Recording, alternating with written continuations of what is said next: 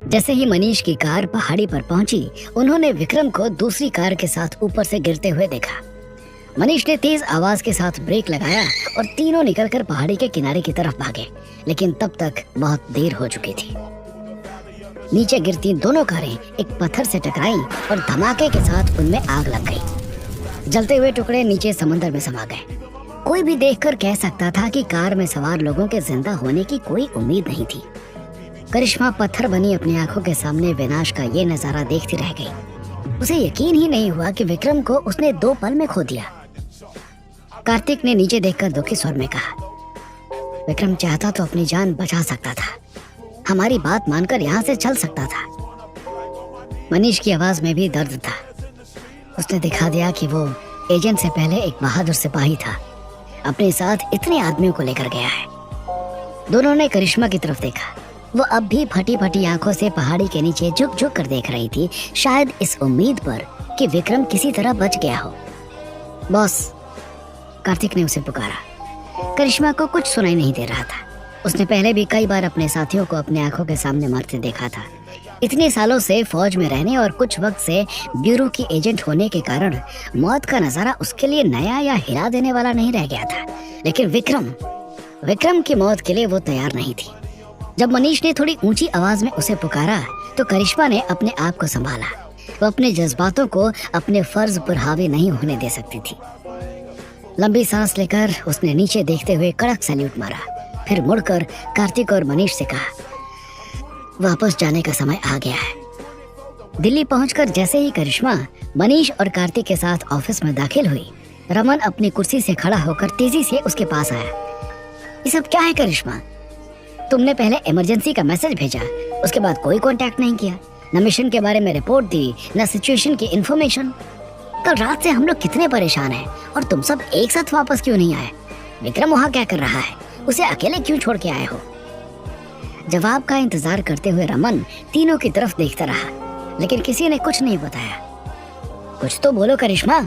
सबकी चुप्पी देखकर रमन की घबराहट बढ़ती जा रही थी।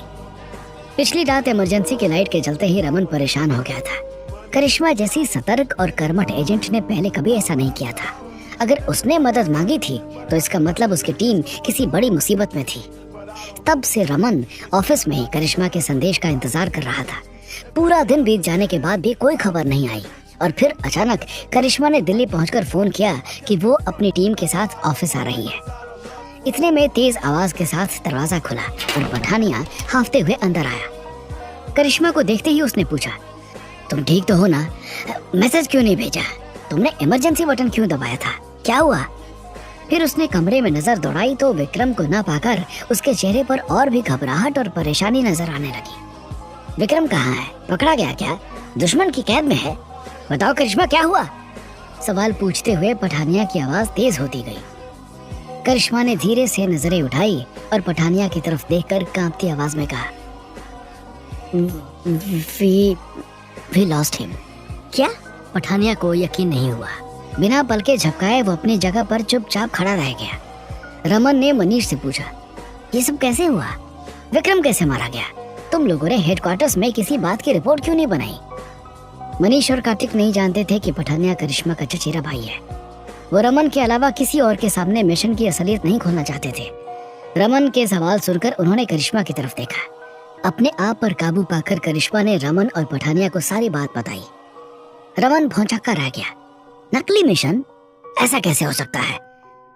हमारी खबर बिल्कुल पुख्ता थी। हथियारों के बारे में जिसने बताया था वो सालों से हमारे लिए काम कर रहा है। उस पर शक करने का सवाल ही नहीं उठता। कार्तिक ने कहा, किसी ने तो गद्दारी की है सर।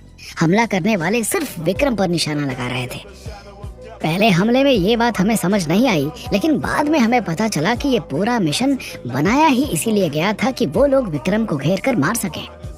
रमन अपना माथा रगड़ते हुए धम्म से हुए कुर्सी पर बैठ गया। कुछ भी समझ नहीं आ रहा था। जब हथियारों की खबर आई थी तब तक मिशन के लिए कौन जाएगा इसका फैसला भी नहीं हुआ था। टीम में कौन कौन रहेगा इसका निर्णय मैंने लिया था। फिर विक्रम के दुश्मन कहाँ से आ गए? पठानिया ने रमन से पूछा, मेरे और आपके अलावा हेडक्वार्टर्स के कितने लोग इस मिशन के बारे में जानते थे? रमन ने बताया कि उसकी 4 लोगों की टीम के अलावा हेडक्वार्टर्स में सिर्फ 3 ऐसे लोग थे जिन्हें हर मिशन की जानकारी रहती थी। उनका काम नकली आइडेंटिटी कार्ड बनाना, फ्लाइट, ट्रेन, होटल वगैरह की रिजर्वेशन करना और जरूरत के बाकी सामान का इंतजाम करना होता था। रमन ने सिर हिलाते हुए कहा, वो सभी बहुत सालों से हमारे साथ हैं पठानिया, और उनको भी आखिरी वक्त तक मिशन पर जाने वाले एजेंट का नाम नहीं पता होता। पठानिया ने गुस्से में टेबल पर मुक्का मारा, पर किसी न किसी ने तो ये बात हमारे दुश्मनों तक पहुंचाई है। रमन सोच में पड़ गया, लेकिन विक्रम क्यों? एजेंट के दुश्मन वो लोग होते हैं जिनके साथियों को एजेंट ने पहले पकड़ा या मारा होता है। आर्मी से बाहर विक्रम का ये पहला मिशन था। उससे किसको इतनी दुश्मनी हो गई कि उसकी जान का प्यासा हो गया? पठानिया ने मुड़कर करिश्मा की तरफ देखा। उसकी आंखें जमीन पर एकटक देख रही थी। चेहरा बिल्कुल सपाट था, बिना किसी भाव के। पठानिया समझ सकता था करिश्मा के दिल पर क्या बीत रही होगी। उसने रमन से पूछा, सर, टीम को आराम करने की जरूरत है, इन्हें कमरे में भेज दूं? हाँ पठानिया। रमन ने गहरी सांस लेकर कहा, इन्हें जाने दो, बाकी डिटेल्स कल सुबह की मीटिंग में डिस्कस करेंगे। पठानिया ने हल्के से गर्दन हिलाकर करिश्मा, मनीष और कार्तिक को जाने का इशारा किया। बाकी दोनों के निकलने के बाद जैसे ही करिश्मा दरवाजे के बाहर जाने लगी, पठानिया ने धीरे से कहा, थोड़ी देर में तुम्हारे पास आता हूँ। काफी सोचने के बाद भी रमन और पठानिया को समझ नहीं आया कि स्पेशल ब्यूरो में ऐसा कौन हो सकता है जो ब्यूरो से गद्दारी करे। पठानिया ने सुझाव दिया, क्यों ना हम कल की मीटिंग में सबसे पूछ लें कि उन्होंने मिशन के बारे में किसी बाहर वाले से बात की थी क्या? हो सकता है गलती से किसी के मुंह से ये बात निकल गई हो। नहीं पठानिया, कुछ भी गलती से नहीं हुआ। ये कोई गहरी साजिश है, हमें इसकी तह तक जाना होगा, लेकिन तब तक हमें इस बात को पूरी तरह से छुपा कर रखना होगा। हम दोनों के अलावा किसी को इस गद्दारी की खबर भी नहीं होनी चाहिए। टीम से कह दो कल की मीटिंग में सिर्फ इतना बताएं कि हथियार इस जहाज से नहीं आए थे, इसलिए वो लोग वापस आ गए। विक्रम की मौत को हादसा ही बताएंगे, कार एक्सीडेंट, और हम अपने तरीके से ब्यूरो के अंदर छानबीन शुरू करेंगे। इस बार निशाना विक्रम था, अगली बार कोई और हो सकता है।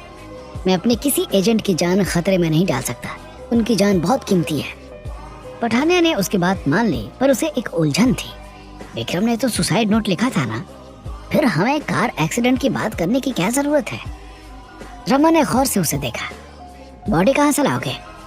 विक्रम की मौत को सुसाइड बताया तो उसके घर वालों को बॉडी तो देनी पड़ेगी। ऑफिशियल रिपोर्ट में लिखना कि रॉन्ग साइड से आती दूसरी कार से इतनी तेज टक्कर हुई कि दोनों गाड़ियों में आग लग गई और सब कुछ जलकर राख हो गया। किसी की बॉडी रिकवर नहीं हो पाई। विक्रम की ऐसी रिपोर्ट बनाने के बारे में सोचकर ही पठानिया का दिल भर आया। जब वो पहली बार विक्रम से मिला था तो उसकी बहादुरी के बारे में करिश्मा से सुन चुका था, लेकिन उससे मिलने के बाद बहादुरी से ज्यादा विक्रम के भोलेपन और सच्चाई ने उसका दिल जीत लिया था। कमांडो ट्रेनिंग कैंप में उसके साथ जो सुलूक हुआ, वो सुनकर पठानिया समझ गया कि विक्रम सिर्फ ताकत में ही फौलाद नहीं है, बल्कि उसमें फौलादी सहन शक्ति भी है। उसके संयम और मुश्किल से मुश्किल परिस्थिति में भी शांत रहने की काबिलियत से प्रभावित होकर पठानिया उसे ब्यूरो में लेकर आया था। लेकिन आज उसे अपने इस फैसले पर बेहद दुख हो रहा था। अगर विक्रम की मौत से उसकी ऐसी हालत हो रही थी तो करिश्मा का क्या हाल होगा? ये सोचकर उसने रमन से विदा ली और करिश्मा के कमरे की तरफ चल पड़ा। दरवाजे पर दस्तक होने पर करिश्मा ने दरवाजा खोला और चुपचाप अंदर जाकर खिड़की की तरफ मुंह करके खड़ी हो गई। वो अभी भी उन्हीं कपड़ों में थी जिनमें गोवा से वापस आई थी। उसके पास जाकर पठानिया ने उसके कंधे पर हाथ रखा। करिश्मा, मैं जानता हूँ इस बात पर यकीन करना बहुत मुश्किल है कि विक्रम अब हमारे बीच नहीं रहा, लेकिन सच्चाई यही है। करिश्मा धीरे से मुड़ी। उसके चेहरे पर इतनी मायूसी पठानिया ने पहली बार देखी थी। उसने करिश्मा के दोनों कंधे पकड़कर जोर से झटका दिया। खुद को संभालो करिश्मा, तुम एक एजेंट हो और उससे पहले एक फौजी हो। मैं जानता हूँ विक्रम तुम्हारे लिए क्या था, लेकिन उसकी मौत से तुम टूट नहीं सकती। जिस दिन हम सेना में भर्ती हुए थे उसी दिन हमारी सांसें देश के नाम हो गई थी। देश के लिए मरना तो गर्व की बात है। करिश्मा ने भीगी आंखों से अपने भाई की तरफ देखा। जानती हूँ, एक सैनिक जंग के मैदान में मरता है तो गर्व होता है, देश की मिट्टी के लिए अपनी जान देता है तो गर्व होता है, दुश्मनों से अपने देश की रक्षा करते हुए शहीद होता है तो गर्व होता है। लेकिन विक्रम धोखे का शिकार हुआ है। वो मरा नहीं, उसे मारा गया है। उसकी मौत का जाल देश के दुश्मन ने नहीं, विक्रम के दुश्मन ने बिछाया था। पठानिया ने करिश्मा का गाल थपथपाकर उसे आश्वासन दिया, हम इसके बारे में पता लगाएंगे, तुम चिंता मत करो। ब्यूरो में जो भी गद्दार है उसे ढूंढ निकालेंगे। करिश्मा ने गहरी नजर से पठानिया को देखा। और अगर गद्दार ब्यूरो में ना हुआ तो? क्या मतलब? पठानिया चौंक गया। विक्रम की मौत मिशन पर हुई है। ये मिशन ब्यूरो का था। तुम अच्छी तरह जानती हो, यहाँ की बातें बाहर नहीं जाती। सारे मिशन सीक्रेट होते हैं। सभी एजेंट्स के बारे में ब्यूरो और उनके साथी एजेंट्स के अलावा किसी को नहीं पता होता। अगर विक्रम के साथ मिशन पर धोखा हुआ है तो इसमें ब्यूरो के ही किसी आदमी का हाथ होगा ना? पता नहीं, करिश्मा ने एक लंबी सांस लेते हुए कहा। लेकिन आज सुबह जब मेरी विक्रम से बात हुई तो हैरान कर देने वाली खबर मिली। करिश्मा ने पठानिया को विक्रम और धीरज की पहली लड़ाई के साथ साथ कमांडो ट्रेनिंग कैंप में धीरज के करवाए हमले के बारे में बताया। फिर पूछा, क्या आपको लगता है धीरज मेरे और विक्रम के बारे में कुछ जानता है? विक्रम को मेरे रिश्ते की बात मालूम नहीं थी। उसे तो मैंने आज सुबह ही बताया कि धीरज मेरा मंगेतर है। लेकिन क्या धीरज को पता चल गया था कि मेरी पसंद विक्रम है? पठानिया ने सोचकर जवाब दिया, तुम्हारी पसंद के बारे में मेरे और अंजलि के अलावा कोई नहीं जानता। तुमने तो विक्रम को भी नहीं बताया था, फिर धीरज को कैसे पता चलेगा? वैसे उसके विक्रम के साथ पुरानी दुश्मनी के बारे में मुझे मालूम था। विक्रम के बारे में पूरी जानकारी लेने के बाद ही मैं उससे पहली बार मिलने गया था। लेकिन कमांडो कैंप के हमले के बारे में नहीं जानता था, क्योंकि किसी ने रिपोर्ट नहीं की। या अगर धीरज एक बार ये कोशिश कर सकता है तो दोबारा भी कर सकता है। विक्रम ने उसे पीट कर उसके अहंकार पर चोट की थी और धीरज अपने अहंकार का बदला लेने के लिए किसी भी हद तक जा सकता है। लेकिन भैया, धीरज इतनी बड़ी प्लानिंग कैसे करेगा? उसका ब्यूरो से कोई लेना देना भी नहीं है। इस मिशन के बारे में तो किसी अंडरकवर पुलिस ऑफिसर ने खबर भेजी थी ना? करिश्मा ने पूछा। अचानक पठानिया को कुछ याद आया और उसकी आंखें हैरत से फैल गई। उसने झट से करिश्मा को देखा। धीरज का लेना देना नहीं है, लेकिन उसके पापा अवस्थी सर ब्यूरो के बारे में जानते हैं। और करिश्मा के दिल की धड़कन तेज हो गई। पठानिया ने खुलासा किया, पुलिस वाले अंडरकवर एजेंट ने हथियारों की खबर अवस्थी सर के पास ही भेजी थी। उन्होंने ही रमन सर को बताया। तो क्या विक्रम की मौत के जिम्मेदार धीरज और उसके पिता थे? अगर हाँ, तो क्या करिश्मा और पठानिया उन तक पहुंच पाएंगे?